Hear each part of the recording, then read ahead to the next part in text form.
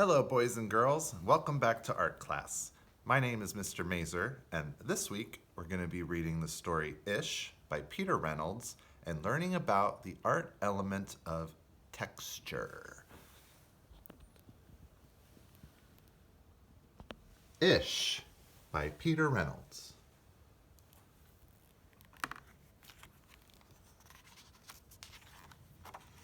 Ramon loved to draw.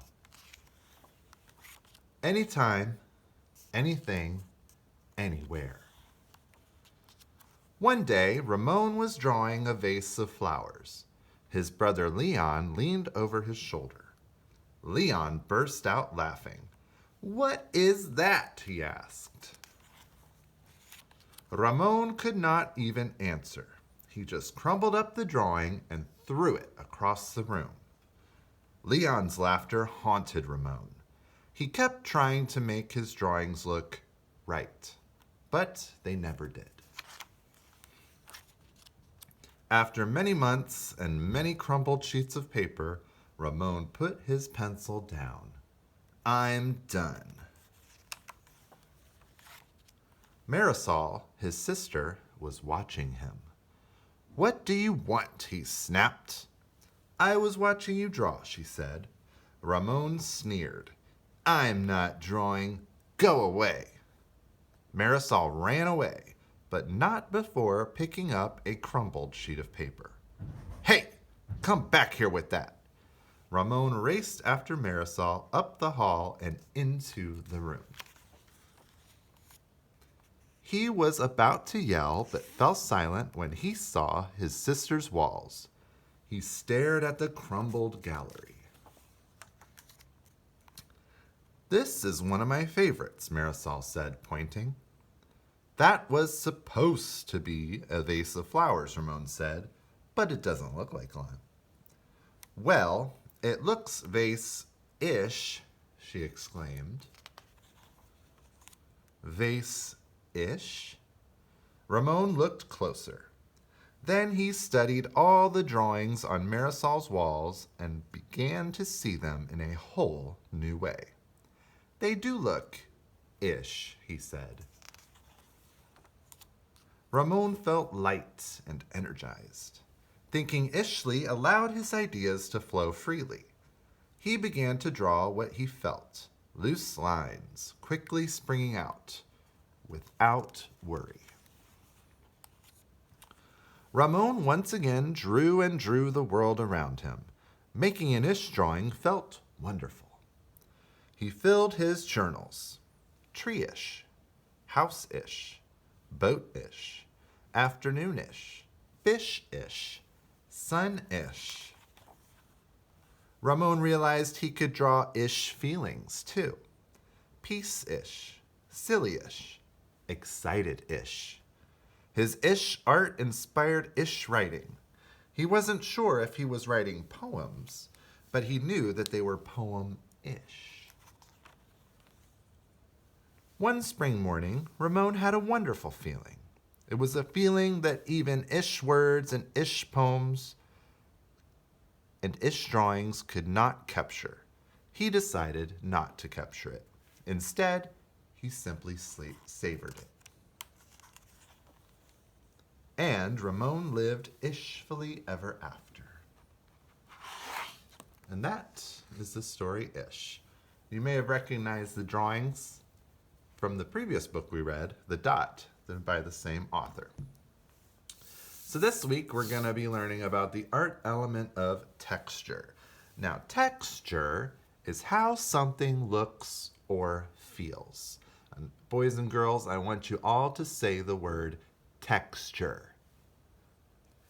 Now, texture can be hard, like this table I'm going to be making my art on is hard. It could be woven, like a bird's nest or a fabric. It could be rough, like a tree or a piece of sandpaper. Or a texture could be bumpy, like a leaf or a basketball. Another smooth texture would be an apple or glass, or this table is smooth. And another texture is soft, like pillows or clouds. So today, we're going to be creating some textures. We are going to be needing a piece of paper.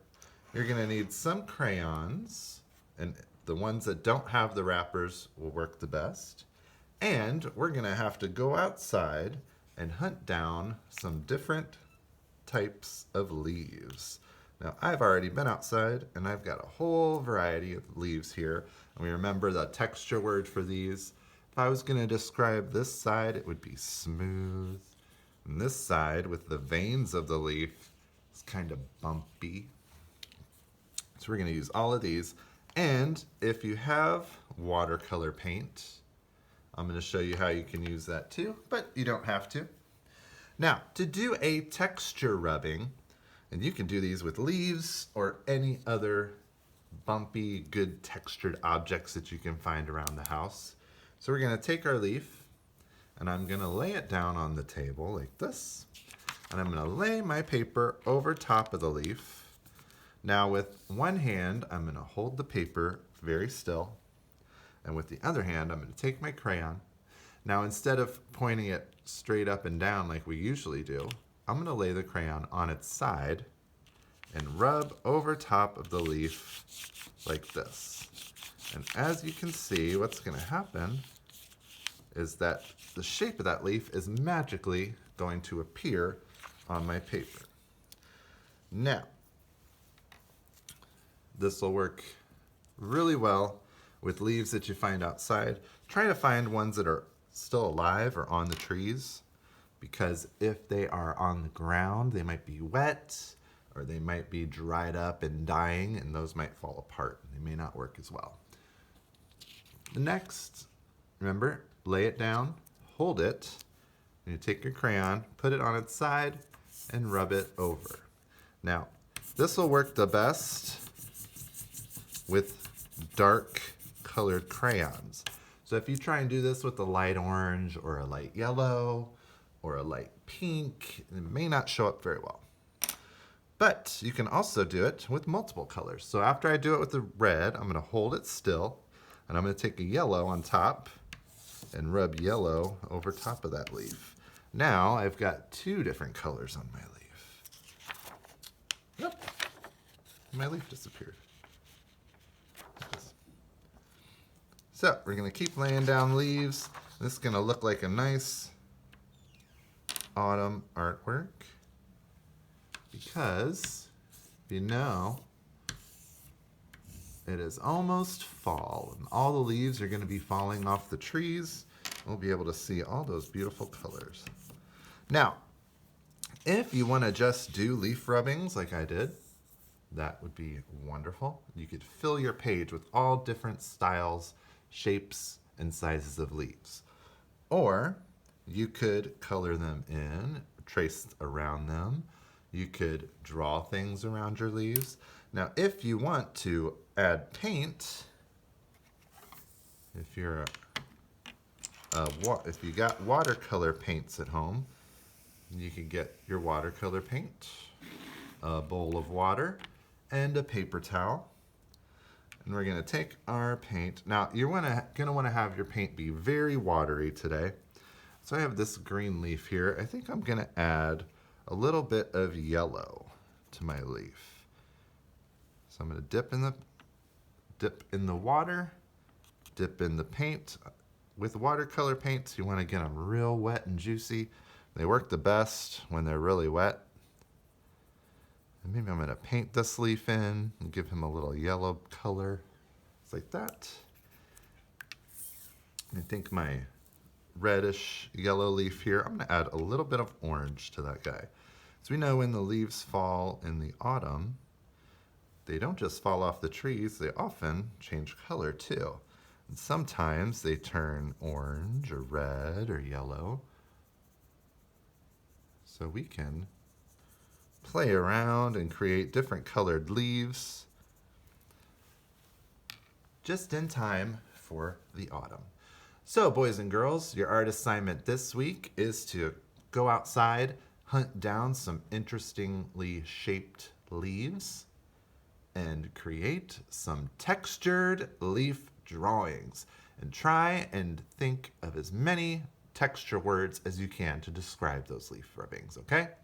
Have fun and happy art making.